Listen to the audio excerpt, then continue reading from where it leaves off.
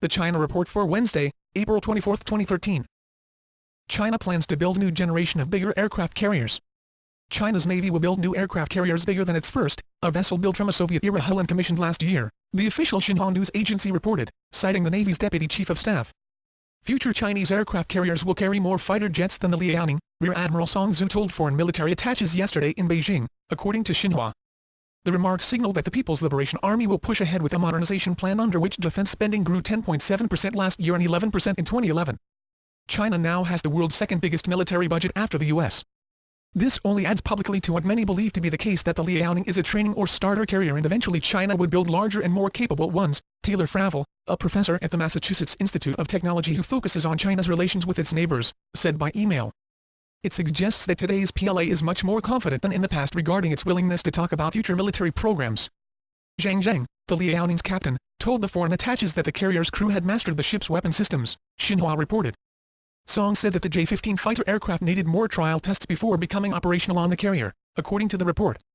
China's military has also deployed missile systems capable of destroying aircraft carriers.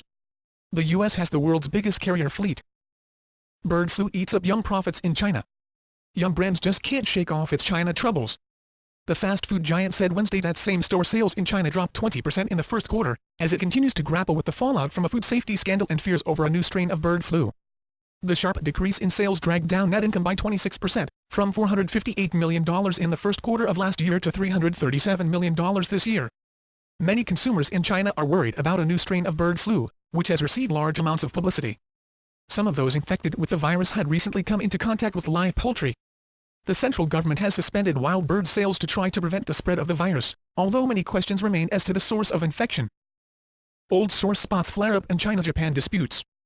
Japanese lawmakers paid their respects at a shrine to those killed in war, including those executed as war criminals, in what the local news media described as the biggest group visit by parliament members in recent memory. The visit threatens to exacerbate tensions with South Korea and China, which view the shrine as a symbol of a lack of repentance for Japan's brutal expansion across Asia. It took place as a territorial row with China flared, with boats carrying Japanese nationalists and Chinese paramilitary ships converging on a group of contested islands. The 168 mostly low-ranking conservative lawmakers visited the Yasukuni Shrine in central Tokyo just days after a visit by members of the cabinet of Japan's conservative Prime Minister, Shinzo Abe.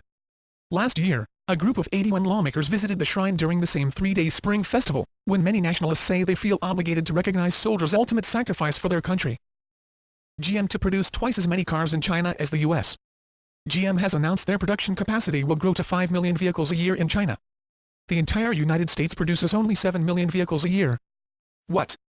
I heard U.S. automotive sales are doing well, will hit 15 million in 2012. Yes, that's right, sales not production. If you want to know why the U.S. real economy is in depression, this is the only stat you need. General Motors plans to add 4 new plants in the next 3 years in China to bring its production capacity to 5 million vehicles a year, the head of GM China said Saturday at the Shanghai Auto Show. Bob Socha, head of GM China, said that the company and its joint venture partners will invest $11 billion in China by 2016. He did not break out the cost of the new plants.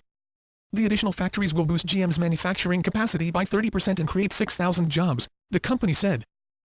That's the China Report for today. Zaijian.